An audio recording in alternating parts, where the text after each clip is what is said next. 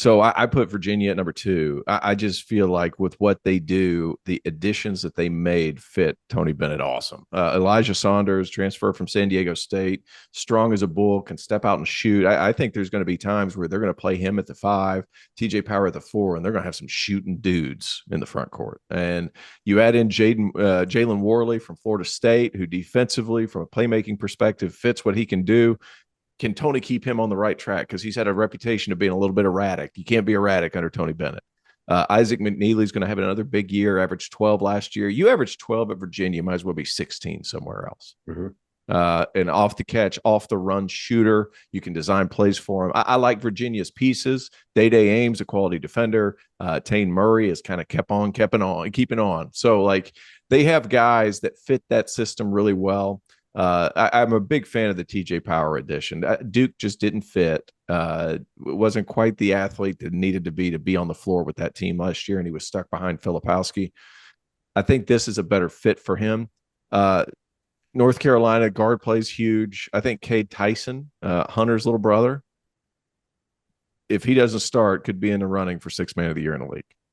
He's mean. He plays hard. He can shoot it, and he's a terrific cutter off the basketball. Yeah, I like Clemson. I hear what you're saying about Wake Forest. I understand the argument that Virginia is always going to win games, right? Like if you bet against Tony Bennett at any point over the course of the last 10 years, then you probably almost always ended up being on the losing side of that bet. But it's just so hard. It's just so sorry to interrupt you, but like when I was on staff at Clemson, it's so freaking hard when you go from playing Duke, who flies up and down, Carolina, who plays up and down, Florida State, who loves to get up and down, Miami, who always has a score or two that can give you 30 on a given night, goes up and down. And then you got to play freaking Virginia. You change your entire 3 days prior to that. And like, that's why they're so good in the conference, because they're not changing for anybody. You have to change everything you do to play against freaking Virginia. Yeah. Like it's the half of what makes them so effective is that it sucks to play against them. It's just, it's awful. And it completely takes you out of your rhythm. Like I'm convinced that that's like 90% of the reason. Maybe that's too high, but that's a major part of the reason that Tony Bennett won't change, is because he knows that it's impossible to find a way to play in a rhythm against them, because they will not let you find a way to get out and run. And they are going to make you play a 55 or 60 possession basketball game. And you're going to do it against a defense that, you know, when they actually have dudes, will be one of the best defenses in college basketball. And when they don't, it's still going to be one of the most well-drilled defenses that you can play in college basketball. It's just, they suck to play against. I'm going to get a bit granular here, but you know what's crazy about Virginia is they do the same crap every single time defensively. They don't switch up coverages. They don't play the post any different. They don't guard you any different. It's the exact same freaking thing. Like, they're going to double in the post 100% of the time. You get it within 10 feet, they're doubling. They're going to hard hedge on ball screens 100% of the time. They're not going to change stuff.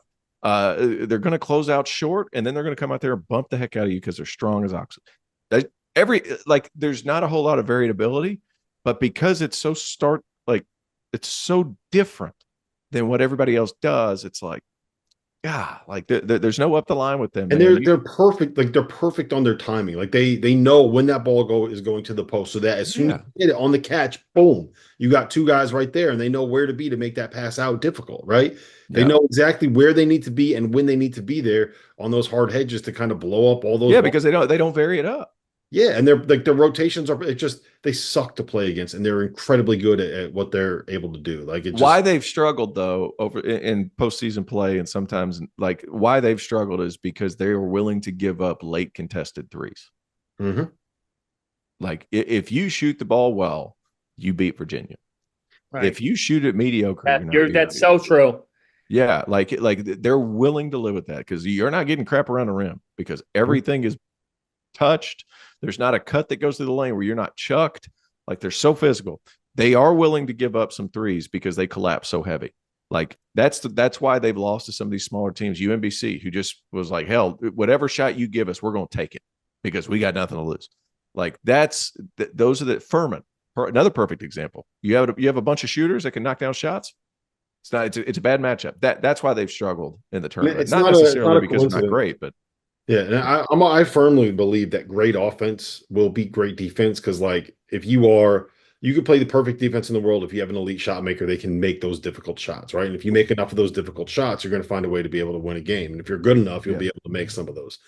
I don't think it's coincidence that the year that they won the title, they had NBA player Kyle Guy and they had NBA player Ty Jerome and they had top five pick Absolutely. Andre Hunter. Like the year there, they actually had all of these dudes. Like they stacked up the pros and the positions you need to have pros. That's the year they won.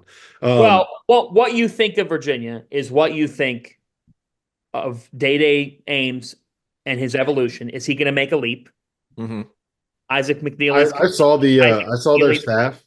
Sorry, I saw the Kansas State staff, and one last weekend, and one they didn't want to lose Data Ames, and two they were like, if we're gonna lose him, like he ended up in a place that's going to be really good for him because he'll be better in the style that Tony Bennett wants to play than the style of Kansas State. Like so they were happy for him.